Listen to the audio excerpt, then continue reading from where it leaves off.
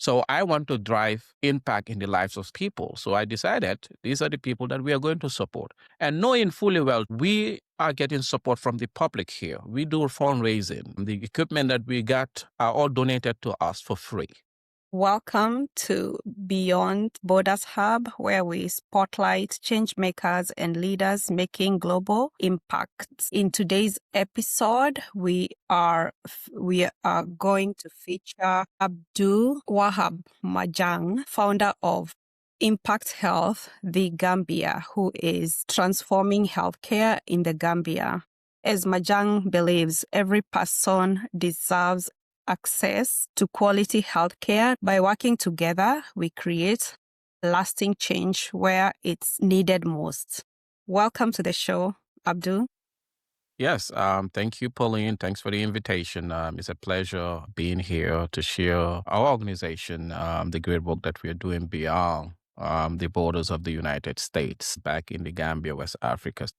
What inspired you? What was the why behind the work that you're doing in Impact Health, the Gambia? What was your core motivation, your why for founding Impact Health, the Gambia, especially after witnessing the challenges in the Gambia healthcare system?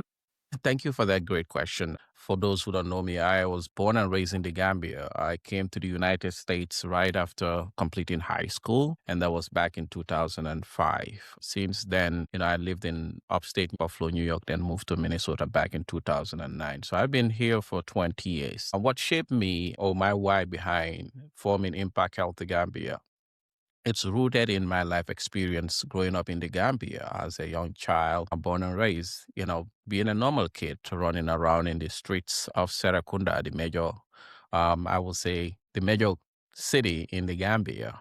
I was once bitten by a dog. I couldn't get a rabies shot in the whole country. As you know, private hospitals or private clinics usually have more resources than, public.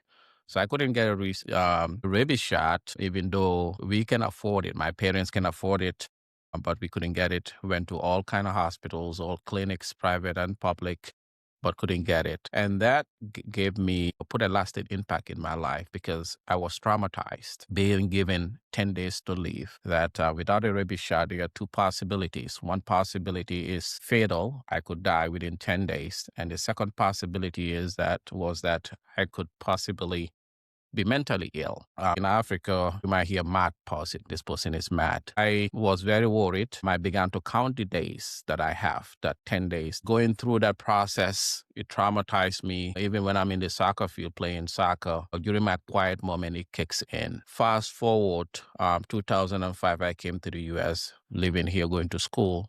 But my father died from a cardiac issue in one of the top clinic at the time in the Gambia that offer high level care. That also began when I looked at his death certificate, cardiomyo. I began to question how did that happen in the presence of a doctor in a high quality healthcare facility. These also shape another peace of mind. Then subsequently had loved ones who died just basic infection after surgery. I began to criticize the system. Something is wrong in our health system because working in the healthcare field here, I see the quality of service that we provide to patients. I began to ask why all these are happening. But I had to take a step back and think I just cannot be criticizing without having a solution to this. I have to be part of the game in order to help make a change because I'm living here with my wife and children, but I have sisters, cousins, aunties, friends that I grew up with. Living in the Gambia, don't have that opportunity. How can I help?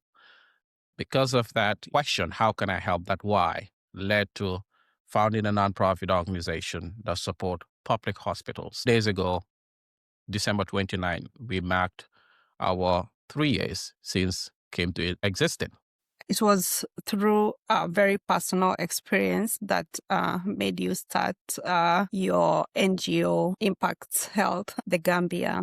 How did Yes. your journey from the Gambia to the United States and your education path in human services and healthcare administration shape your vision for IH? Yes. I came to the US with the intention pursuing higher education in economic crime investigation because of Africa, the perception about corruption. So I came to the US to study that. But when I got here, I changed to business administration because my parents are into entrepreneurship. I started a journey 3 years down the road. I switched. Then I began to ask, what do I need to do? So that transition in finding different jobs as immigrants, we do all kind of jobs that we can lay our hands on. Worked worked at FedEx at the time for 2 years plus as a package handler loading FedEx trucks. And on the side of that, working as a housekeeper at Hampton Inn Hotel as well. So basically doing these kind of jobs just to keep the roof over my head. Then one time I went to work. Was one of the companies in Maple Grove here. 2 months into that role, they laid off a lot of people, morning shift and night shift. So I was lucky I was in the evening shift. So I was like, maybe I should find another career, another job that will be more permanent. That led me into getting a job in a healthcare facility, in a senior living facility as a um, nursing assistant, eventually branch off to hospital system. That's where I began to see the reality of the quality of services that are being delivered to patients in this country. And then I started doing compare and contrast the quality of services that we deliver here compared to the Gambia. I saw a vast difference.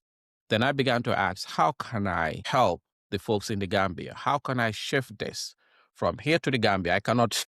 Sometimes I think those crazy thinking, pick it up and put it there, but it can't. So in order to have that impact, to contribute immensely or effectively in the health system of the Gambia, I have to have the knowledge. I have to tool myself with some skills that will help me be an effective contributor. So I went to school, decided to go back to school, and I did my bachelor's in human services because it's about supporting people, uplifting people, take them from one point to another. Completing my bachelor's degree in human services administration, and the minor was in human services. I think some months later, I had a conversation with one of the doctors that I used to work with and I have a good relationship with. And he asked me, why not you go for master's program? I was like, well, I don't think that's a realistic goal because growing up in the Gambia, you hear 1, 2, 3 people who has master's degree. And when you hear that, you're like, that's a lot of commitment. And these are genius people. I don't think I can be that because I didn't have a mentor who can inculcate that belief in me, that self-confidence. But after I sat for a while, I said to myself, yes, I can do it, and, it's just about commitment. Where there is a will, the outcome is always positive. And if you dream it, you can do it. So I went and I enrolled into a graduate program, a master's in healthcare administration. But prior to enrolling, I did some research as well. What do I want to do that can help me contribute in the health system of the Gambia? I know I don't want to I cannot be a nurse in the Gambia because of the setting. I cannot work in that environment as a nurse growing up. Because I want to do a career that not just look at it from the lens that I live in the US, I can practice here. But someday, if I decide at age 55 or 60, I want to go back to the Gambia, I don't want to become a nurse there.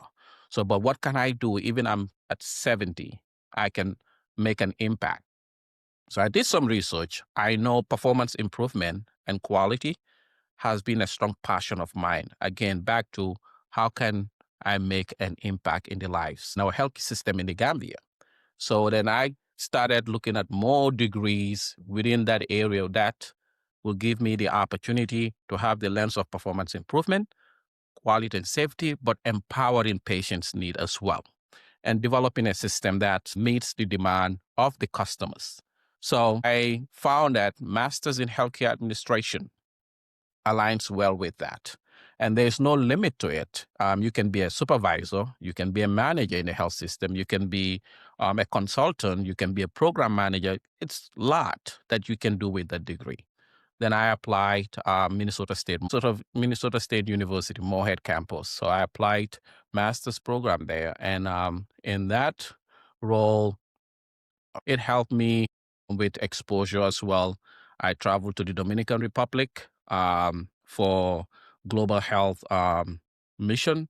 It was more of global studies. So I had exposure in that environment as well, contrasting that to the US and the Gambia. That all shaped me where I am today when it comes to looking at how we can help the health sector in the Gambia. So again, to your question about how that degree, that journey has shaped me, because it helped me develop my network, because at the latter part of my program I had the opportunity to be a administrative resident at one of the hospital here, worked under the president of that hospital. So I began to see how the health system runs. This is a major hospital system in the state of Minnesota. So that gave me the opportunity to see how it runs. How do you coordinate? How do you look at patient-centered work? And because of that, that passion, today I'm working in that setting. There are opportunities in the Gambia to explore that.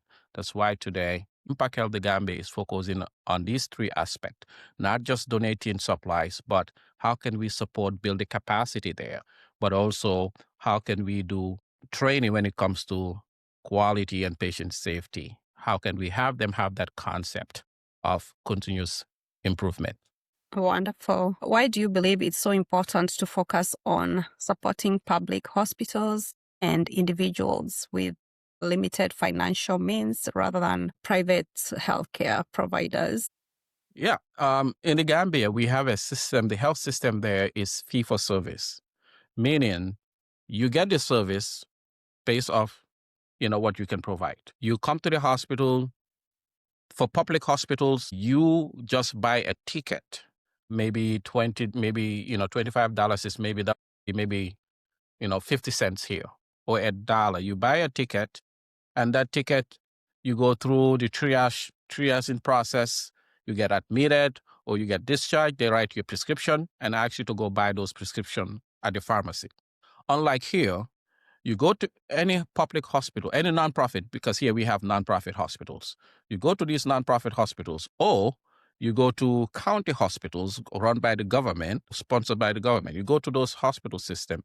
You go through the triaging process. If you don't have an insurance, you will be cared for.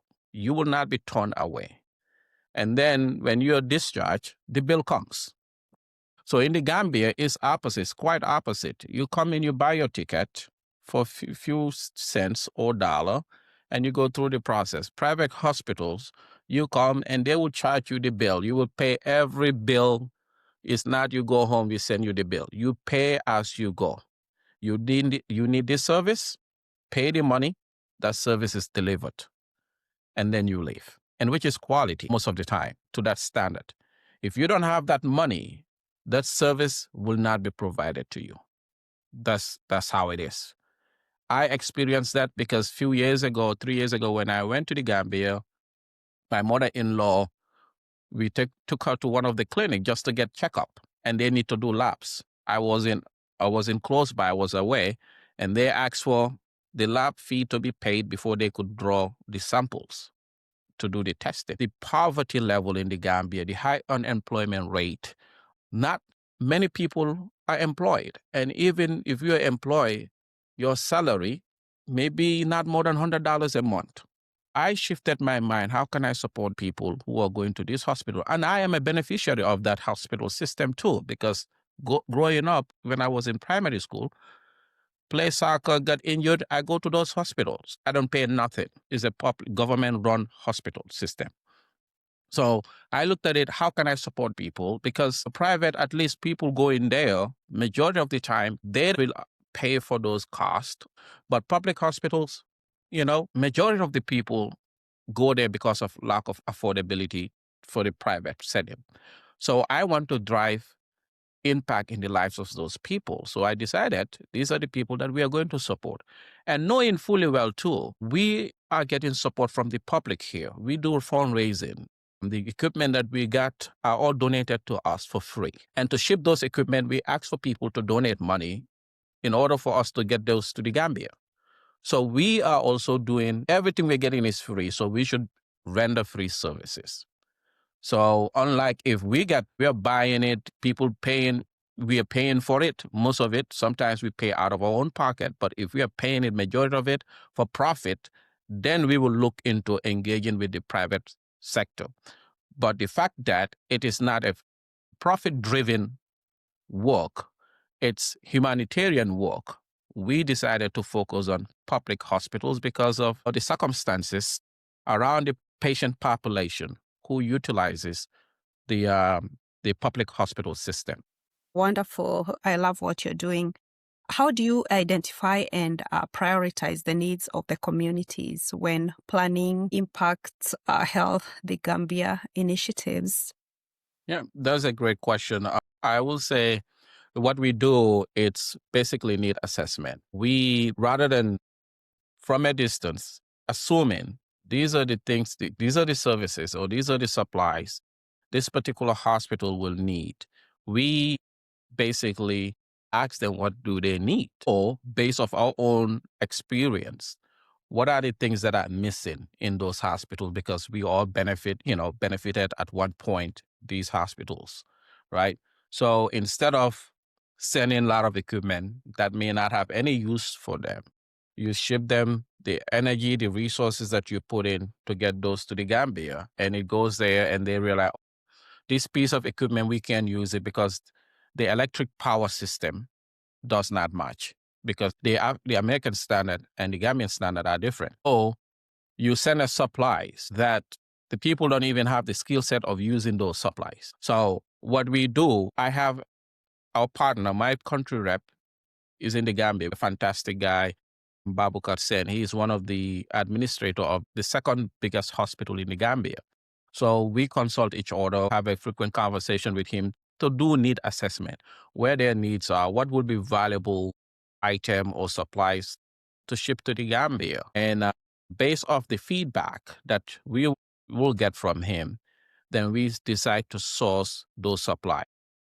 And one thing that I know for quite fact is monitors, vital signs monitors. These are things that I went in and observed, went to the hospitals, and I saw few, 2 or 3 vital signs monitor on a ward of 20 something people. In the US here, all the hospitals, a ward will have, each bed will have its own monitor. But in the Gambia, now you don't have that. So I decided, maybe in the next few years or so, this is an area that we can focus on. And I sell that idea to our team.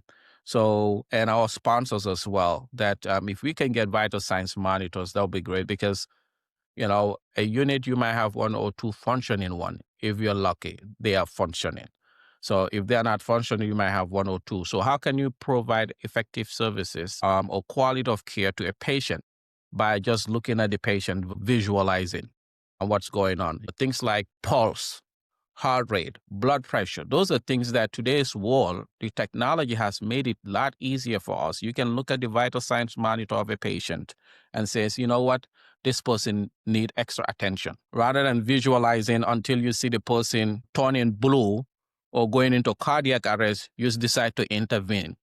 But how can you be more proactive? So vital signs monitor becomes something that we are paying more attention, helping the hospital system, because our care, our service delivery staff, they need to have the tools that they need to do it. So based off being on the ground and getting feedback from the people, that's how we source the need to determine what will be valuable, or what are going to be valuable items for these hospitals. Great. What keeps you and your team committed to Impact Health, the Gambia mission, especially when facing scarcity and systemic challenge in the Gambia?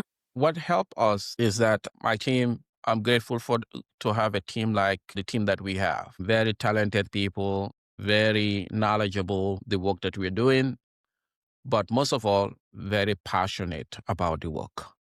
They see the impact of it. Some of my team members, I have known them for 15 years plus. Some were my professors at the university, and some of them were my mentors.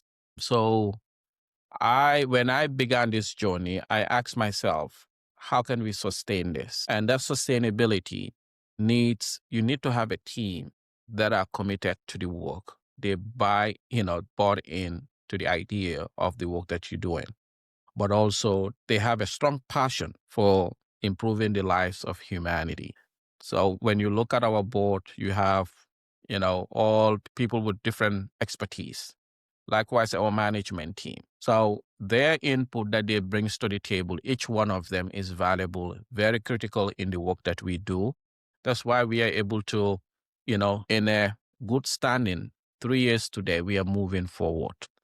Their support, their input has been valuable in the service delivery, having our strategic goal, knowing what do we want to achieve every year.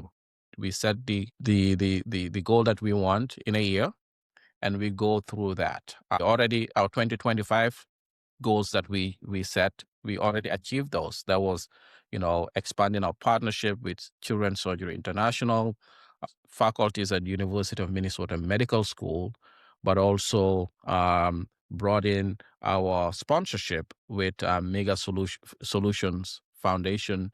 And the team that we have look all these aspects, and we meet. During our meetings, we discuss it. So every meeting we have a report back where we discuss what have been achieved from the time to time, basically have a timeline, and what are going to be realistic. And another piece that I will add, I, as a founder of the organization, my influence is limited in the sense that I don't run it, or the organization don't run based off Abdou decisions. It's run based off the concession of the management team and the board. I founded it, but it's beyond my control. What we do, I bring in agendas. I set the agendas, what we need to work, but subjected to the approval of the management team and the board of directors. So that, in that sense, it's not my work, but it's our work. It's a collective approach. And my long-term vision is, if I'm not here, this work continues. So rather than the work continues when I'm here, when I'm not here, it stops. I like that. Yeah. Creating something that will outlive you. Exporting things from Minnesota to the Gambia. Have you had obstacles or setback? Knock on wood, we have not had that challenges that we will say those are challenges that are beyond our control. Normally what we do is that the supplies that we get, we have a third party that we sources, we work with. And that third party help ship our supplies to the Gambia. And when it get there, I have people on the ground who will then get these supplies to a safe storage until our arrival. My philosophy, I don't believe in shipping something and says, go deliver it. Ship it and ask someone, get it, keep them for us. And when we come to the country, we hand deliver it to the intended recipient. Because transparency, accountability has to be embedded in our process. Because people are giving us these supplies for free, most part. And it's an obligation for us to go and give them to the right intended recipients. I know this is for Pauline. Well, if I say, Joe, give it to Pauline, Joe may not give it to Pauline, or may give it to Pauline, but maybe if I give 5 to Joe to hand it over, maybe Joe may just give 3 or 2. But if we go on the ground and hand deliver it, then we know we give it to, Pauline, and we gave her this many. So a year comes later or 2, we ask Pauline, where are these supplies? Can you give us an inventory? Can you give us an update? We can get a write-up and says, this is the documentation. This is the up-to-date information we can provide you. If that's not there, then you are not the right person to continue working with. So for us, we also brought in our partnership, knowing that sometimes when you are into these, intercontinental activities, you may face challenges. In order to mitigate those challenges, we decided to partner with some government officials. Like the Gambia Embassy in Washington, D.C. is our critical partner. They are here for the interest of Gambian diasporans, and how can they be supportive in the Gambia, either economic, either healthcare, in any shape, in any aspect. So we partner with them, letting them know that this is our mission. This is what we want to help in that country. And the good thing is, the good news, the Gambian embassy has a goal of Gambians for his 2025 objective one of his goal was the Gambian diaspora, connect them to the Gambia to support the Gambia in any aspect. So we are leveraging that as well, but also have someone on the ground who is a credible person and know he works in the health system. And that's our partner, our country rep, my partner in the Gambia. So he is able to mitigate some of those challenges when arise. So these are the tactics that we developed. And another piece to your earlier question, to tie this to, is we develop a business plan. We just didn't get up and says, you know what, we want to set Impact Health the Gambia to do X, Y, and Z in the health system in the Gambia. We develop a business partner plan. What do we want to do in the Gambia? And what do we want to achieve in the Gambia? What our business plan will give us? How can we sustain this business plan? Do this business plan need to be refined? So every year, we look at it. The business plan is mapped out. That's why we didn't limit to just sending Medicaid. We expanded it because there could be a year based on financial constraint or scarcity of resources. We may not be able to ship medical supplies. But what can we do? We can help build capacity, training, do the quality improvement consultation. We can also engage with clinical staff in the hospitals and do training by partnering with some medical professionals here, clinicians at the University of Minnesota or somewhere else. So in this case, we are continuously involving our activities around these three areas. So business plan has been set up. That's basically our motto. So it's about, we look at it, we refine it, and we just refine it again based on the circumstances. This is how we basically approach it, and it has helped us. This partnership, this business plan that we have has helped us mitigate some of these challenges. And as the country also bought into it because they see the work that we are doing, and they are appreciative of it as well. Excellent. You mentioned about partnering with the Gambia embassy. Do you have a deal that they don't tax the equipment? That's a great question. I think a lot of people they do this global health mission shipping supplies and ended up getting frustrated and abandon the whole thing because you work hard here to get something to a destination for a good cause. And it gets there, now it becomes a financial burden on you to get those out. Instead of being, this is for humanitarian purpose, let's get this through because it's going to benefit the entire nation. So what we do, I don't know about Kenya, but in the Gambia, we involve the health facilities team, the leadership at the health facility, knowing that these are supplies that are coming for the greater good of the country.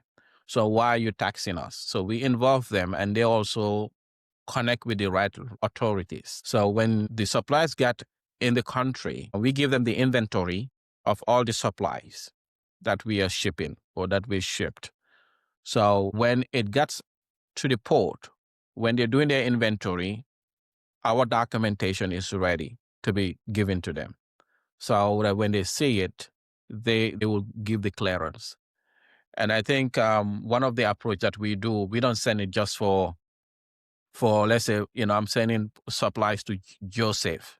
Instead of Joseph, the hospital Joseph is working at, send the supplies to that hospital. Because if I send it to Joseph, now it's directly Joseph's own property. Unlike if I send it to the name of the hospital, it's the hospital's property. You get it?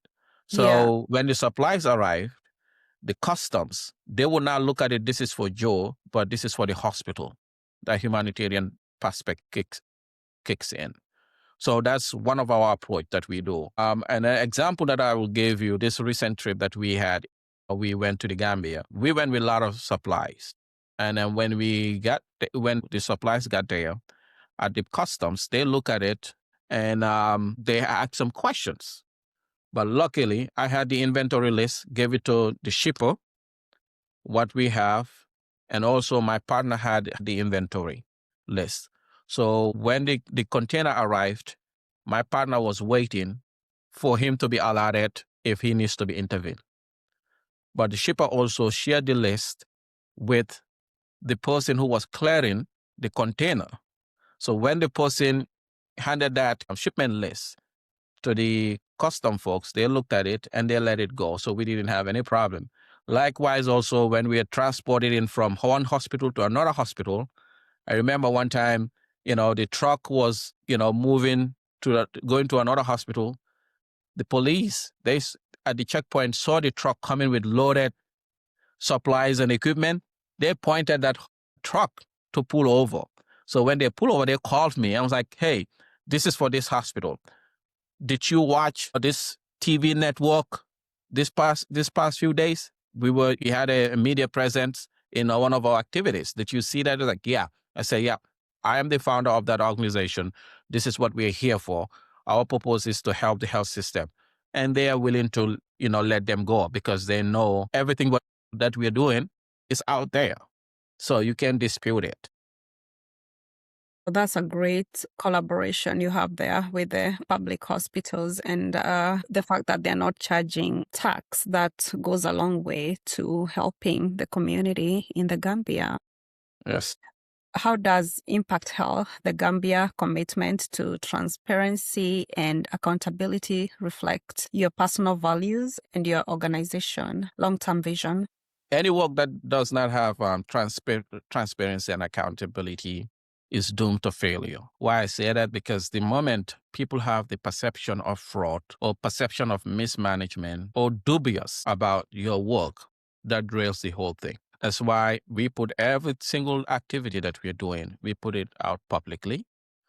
Some people may not feel comfortable with that, but that's how we have to run. If you call yourself a nonprofit organization, you are basically getting tax exempted from the US government, but also, increase the donor confidence. Your work has to be public.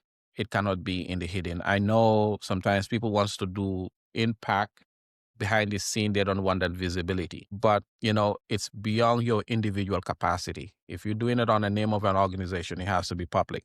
And what we do, how do we approach accountability, transparency and accountability? Transparency, I will start with that. That means we involve the media in all our activities. Going to the Gambia when we ship supplies or anything that we are doing or we are going to do in the Gambia, we connect with the major media outlets to showcase our work, to give visibility to our work, for the public also in the Gambia to know the impact that we're making. And we all recognize it and celebrate it.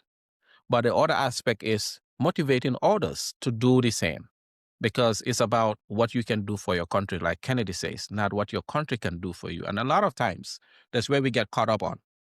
We talk about what our country can do, but we don't talk about what can we do for our country as well. So it's a collective approach. The accountability part comes in is that we bring supplies at any day. It can be now, it can be 3 months, it can be 10 years. Any day we ask for inventory of those supplies. We want you to tell us a definite answer. We can come in at any time and walk in and want to know, ask, where is our supply that we donated? Where is the item? That's why we are strategically moving away from, sending these, gloves. Our focus is not just sending items that you can use and not get that inventory. Like, let's say gloves, sanitary, those are all important ones. But if you send an equipment, you can track that equipment. If I give you 5 equipment, let's say 5 vital signs monitors, I come back 5 years later or 2 years later and I ask you those monitors, you're like, oh, there are 5 here. The 5 that you donated, they are all still here. You walk me around. That gives me the confidence that I can bring more to you. But if I come, you say there are 5, yeah, I gave you 5, but we have only 2 here today. Where are the other 3? If you say they are all broken, they are here, I believe. But if you tell me I don't know, they have disappeared, then you're not the person to work with. So there has to be an accountability because we go and ask for these supplies for free.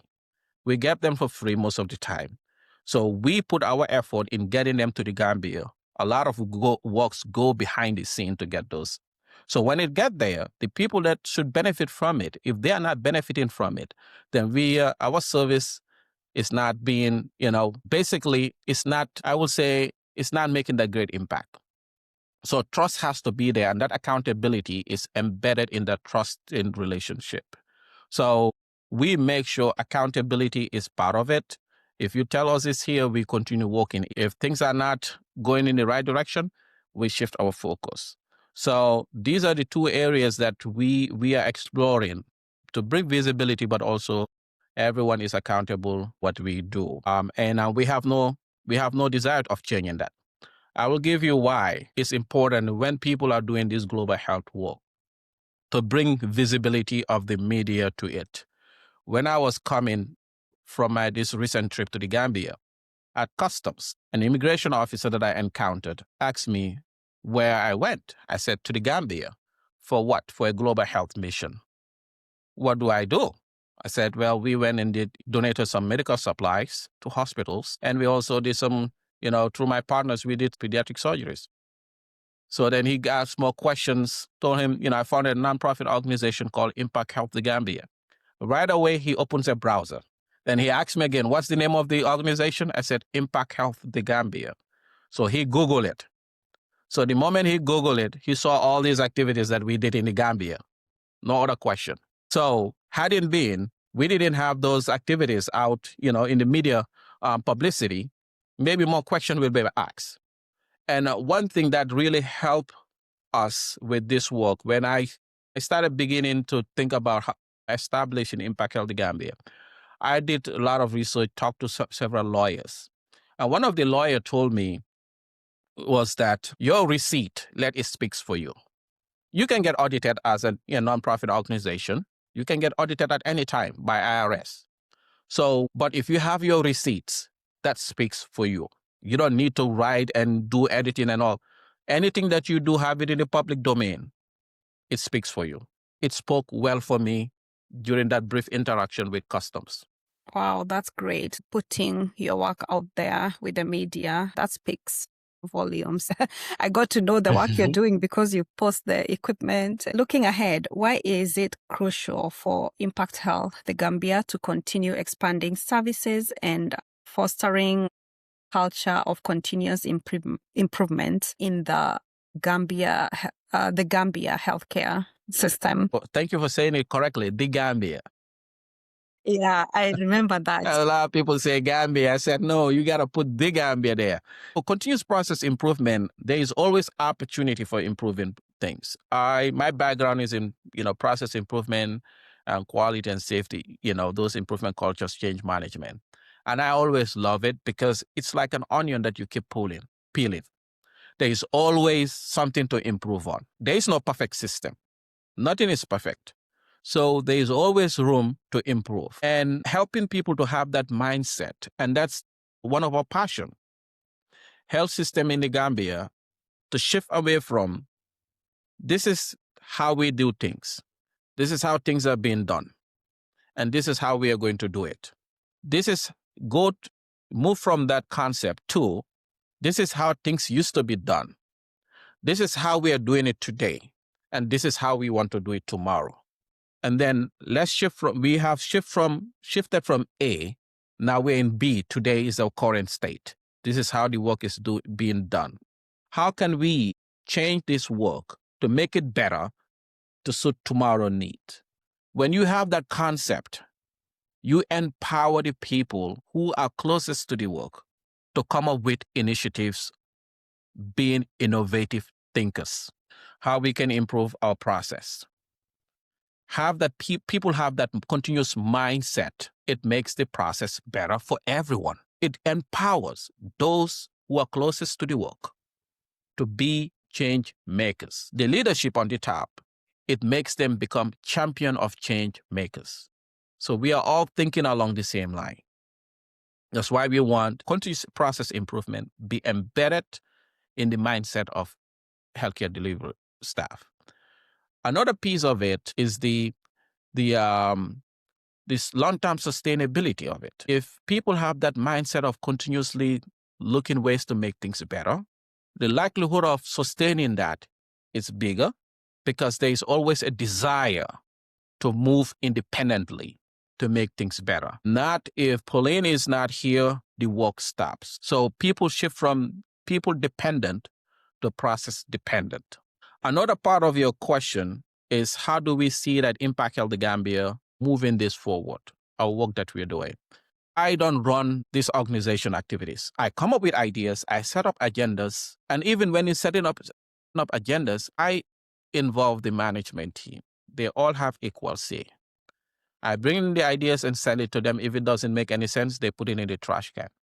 And I don't feel bad about it because that's what we do. An example that I will give you for that is that when we were doing the fundraising to ship these supplies to the Gambia that we shipped, I am very hesitant of opening GoFundMe.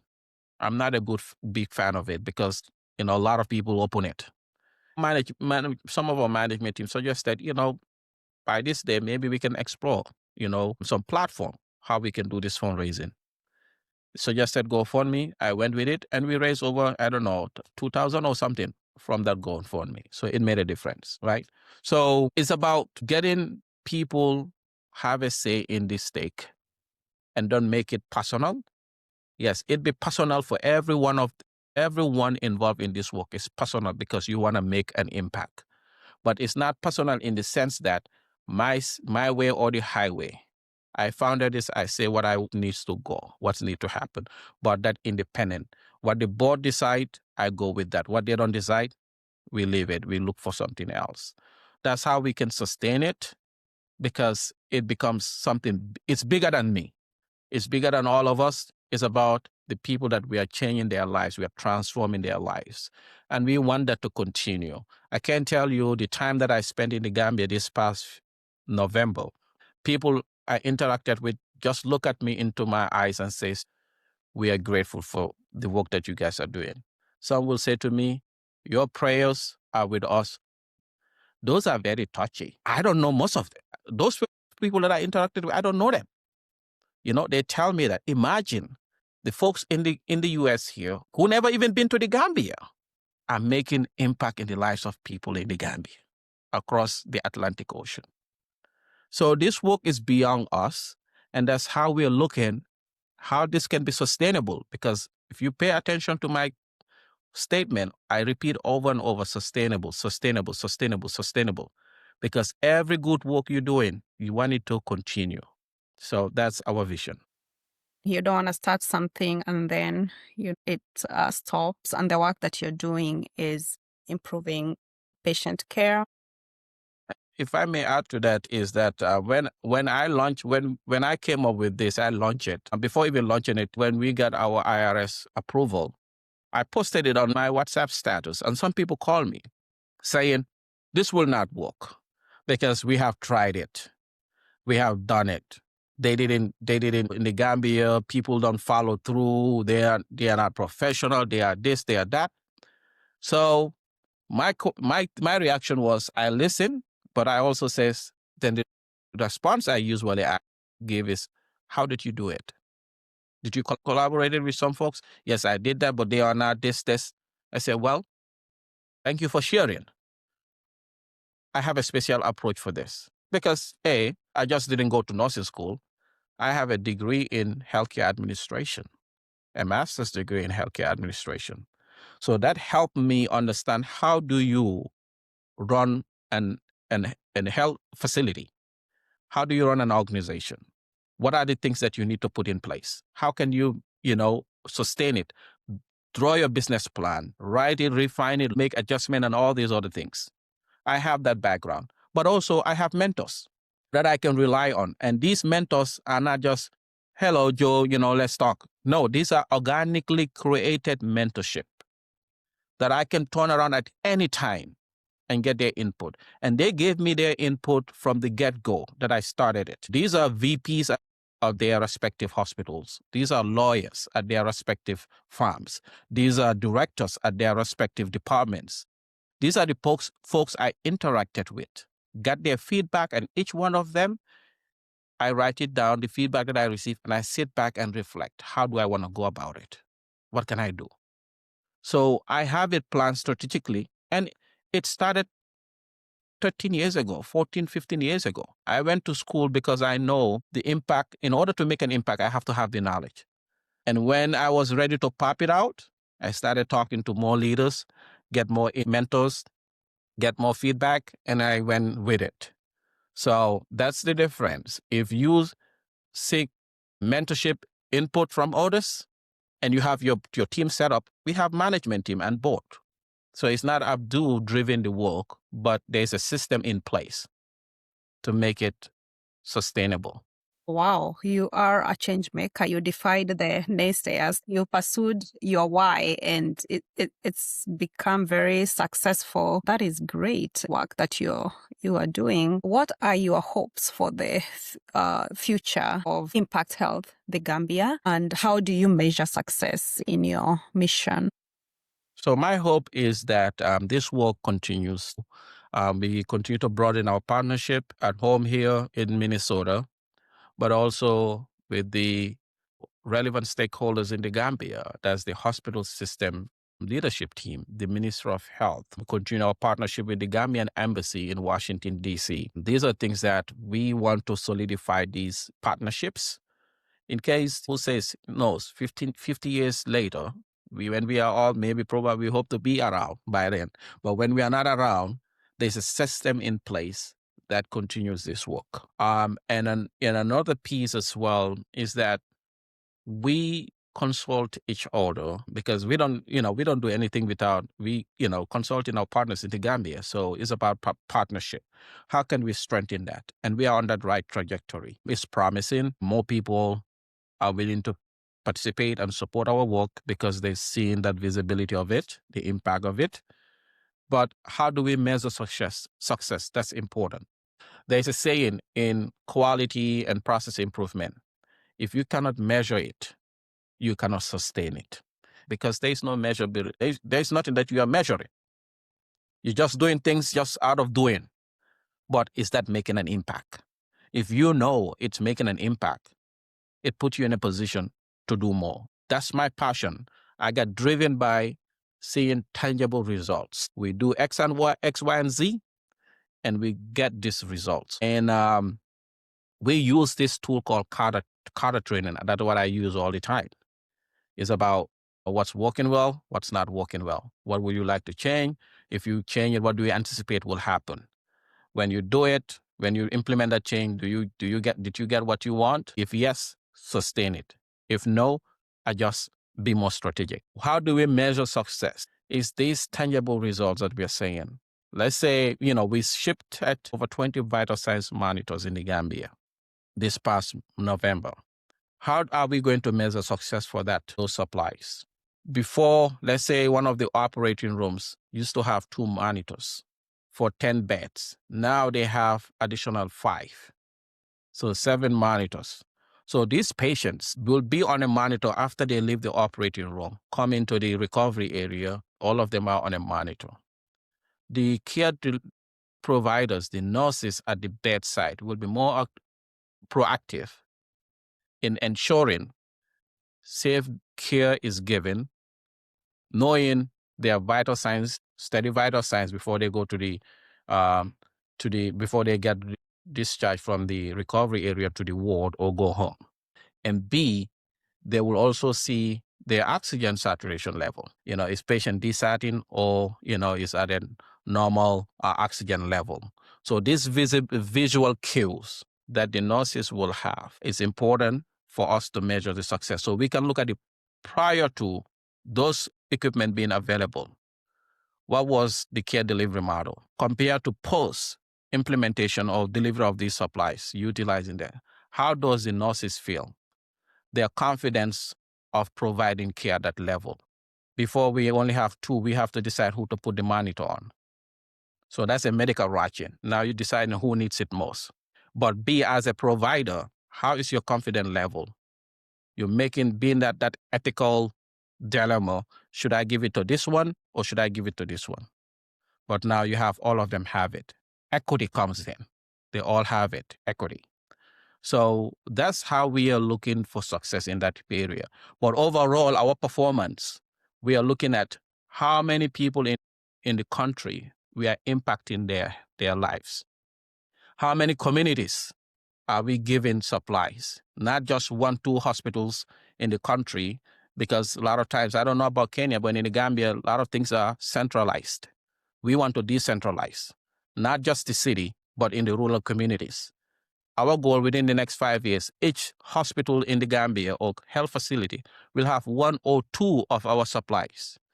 That's how we're going into the communities, seeing their work, and be appreciative of our work. For those testimonial from people, this is where we were prior to your gift or arrival or activities. And today, this is where we are today, due to the work that you did, that we can know, okay, there has been tangible impact made in this community. I like what you mentioned about doing a retrospect when you do a project. That helps to know what did you do well, what did not work, and that feedback helps you to improvement and quality. Hospitals have you donated to at the Gambia so far? You mentioned that you've running the NGO Impact Health the Gambia for 3 years. We donated to 3 hospitals and 2 rural health facilities. So 3 hospitals, those 3 hospitals received the donations twice. So the first part was a piloting. We went in and did a pilot program. So this is one of our strategic when we did it first. It was more of trialing and testing. So with the process improvement perspective, again, from our background, before you go big, send small and see how it's going to be. Then you determine the next step. So we supplied 3 major hospitals, all based in the urban center. And then we determined, and I had an engagement with them while I was on the ground. I went in and hand delivered it and engaged with them and determine if these are people that are reliable. Can I continue working with them? So that's how we did it. I was, those interactions, I had a confidence. I came up with the conclusion that these are reliable folks that I can interact with. And then this second batch that we ship, we expanded it, added 2 villages to it. So 3 hospitals, 2 villages has received it so far. Also, maybe I could say this, how we do it. Someone may ask, how are you deciding these hospitals, which facility receives supplies? People reach out and they ask for help. What we do is that they have to write a request letter so that, we have something intangible, because a lot of them knows me. So when, people know you, they will come and ask you directly. But to be independent, to be transparent, I ask for write it in letter. And the process is when you write it in letter and you email it to, not to my personal email, but to the organization's email, we have that documentation. We have the date, the timestamp of that email sent. But also the next step will be, I will bring it to the attention of the management team. We get the supplies here. And then management approval, we move it to the board of directors for their input. If the board vote on it, they agree to it, then we proceed. If they don't, we leave it. And everything has to be disclosed. One example that I will give in that case, Mandori Clinic, we gave them some supplies. This village, my father is from there. So I have that personal tie to this village. So instead of people say he ships supplies to the village that his father is from, supporting them, but don't know the background. I've been in that work for 5 years, helping them build that clinic, personally contributed before even Impact Health the Gambia came to existence, but has to be transparent. And I share that with the team. I have a tie to this clinic. I've been working with them 3 years prior to us establishing. This is the public, it has to be disclosed. And what I asked the village development committee to do for their request. I just can't grab things and send it to them because I have a personal connection, but also know the work. Write a letter of request, and then that will go through this process of approval. So we have that documentation and they did. And that's what we do. Write a letter, we look at it, discuss it up to the board level, approve, then we support and we ship the supply. We get what we want, whatever we got for you based off your size, the size of your facility, and what they need. Excellent. Abdou Manjang, MHA, CMP, PM, Program Manager, Performance Improvement Advisor, Consultant, Certified, Lean Six Sigma Black Belt. Could you share with our audience what inspired you to study and your degree and break the glass ceiling to become who you are today? What advice would you give to someone who has migrated to the US from Africa or wherever, that they want to pursue what most of the time many people are fearing to pursue because there are obstacles, there are challenges along the way when you want to pursue something different? I'll give you an example. My previous guest told me that when she migrated to the US, she was told,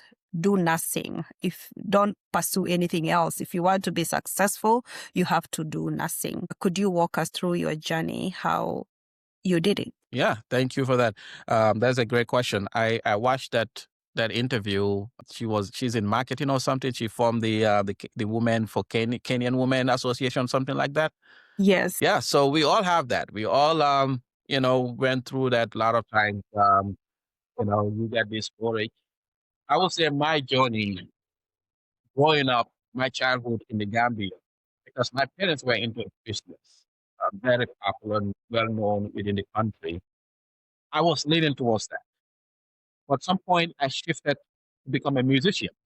So then the most popular musician at the time was a very close friend of mine, right? We still connect, but, and I had that passion. Then later on I moved to the US, start working, thinking about what to do. I went to back and forth to find what I'm good at, questioning myself, what am I good at and what can I do? But through that, I lost track, moved to Minnesota before I went back to school, took some little time working in and out, tried to save money to go back to school. And anytime I put some money down, when I turn around, there is $0 in the account. So I kept working 2 jobs, 24 hours. Sometimes I go for 24 hours working from one job to another, then go back again, back and forth. And one night I was driving from work. I was very exhausted, tired. I asked myself, do I see myself doing this for a long time? I said, no. I cannot be lifting packages or running from one healthcare facility, one nursing home to another, back and forth. I cannot do that. Then I asked myself, why did I leave the Gambia to the US the first place? It's to pursue higher education. If next 15 years, 30 years, I decided to go back to the Gambia without any degree, what will I say? Did my coming to the US, did I achieve that goal? I did not. It's useless then. I coming to the US for the education. Now I'm back to the Gambia without any degree. Why migrate in the first place? But another piece that inspired me to your question, one of it, the key piece was my dad, last statement 24 hours before he passed. He told me, he gave me several advices, to pay attention to. I shared with him, I told him that I have 3 places that I go. If I'm not at school, I'm at work. If I'm not at work, I'm at the mosque, the masjid, praying. Those are the only 3 places I have to go. So then he says, focus on your education. When you're done with your education, you will see yourself in places that you never thought of. So that was also always in the back of my mind. My dad said, focus on your schooling because you will see yourself in places that you never thought of. And that's the reality today, to be honest. I'm a program manager for one of our major hospitals supporting various clinics, working with various providers, clinic managers. I work at the University of Minnesota as well. I'm part of Indian College of Anesthesiology International Faculty. And because of education, I am able to get those opportunities. I am able to found Impact Health the Gambia. transforming lives in the Gambia. But that journey came with a lot of sacrifices. Any major investment in the Gambia, I didn't pay attention to it.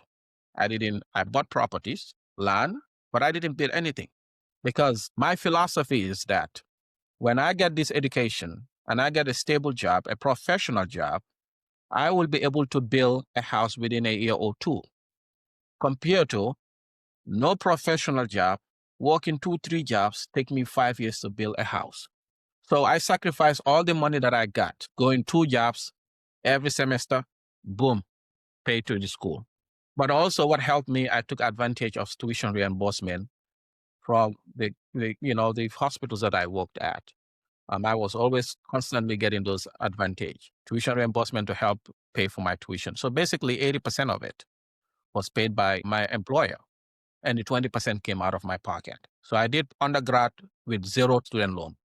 Grad school, I did it up to the final year. I owe $10,000 of student loan. That was what I took. 14,000, that's what I took the final year. But the first, second, all the way, I took $0 because I was paying out of pocket and using this tuition reimbursement. But deciding what to do, I was convinced to do nursing, but I refused because it's not my passion.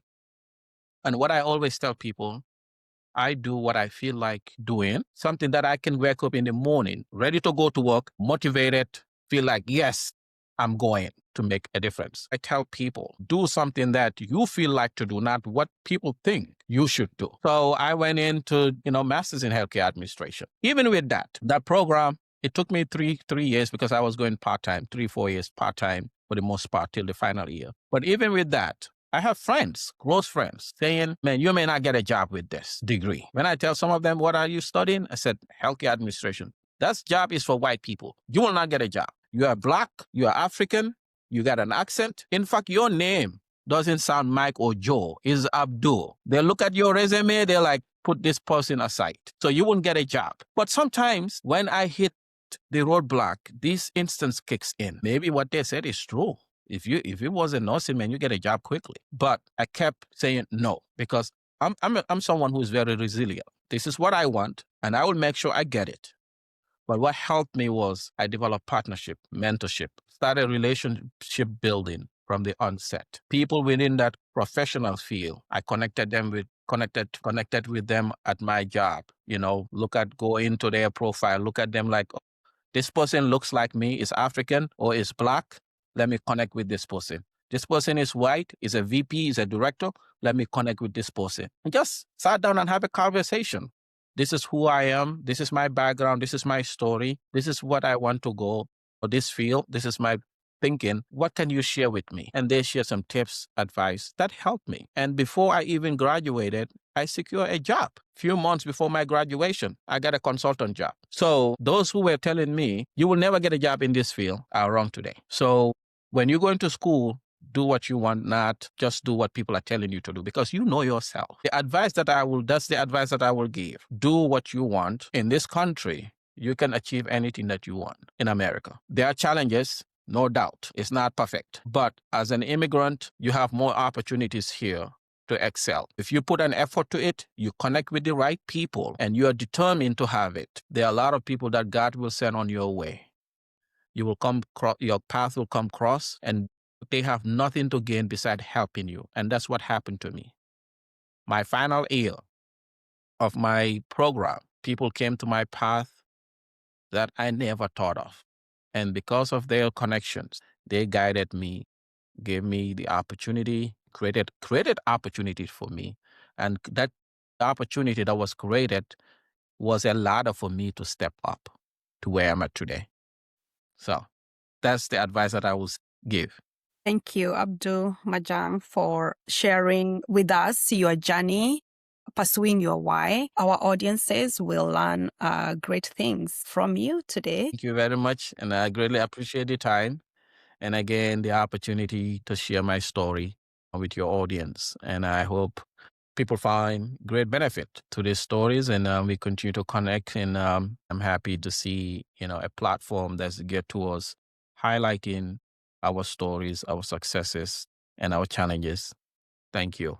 Thank you. Be part of the change. Support ihtg.org and help transform healthcare in the Gambia. Don't miss more inspiring stories and bold ideas.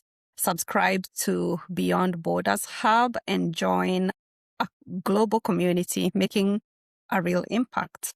Your action matters. Get involved.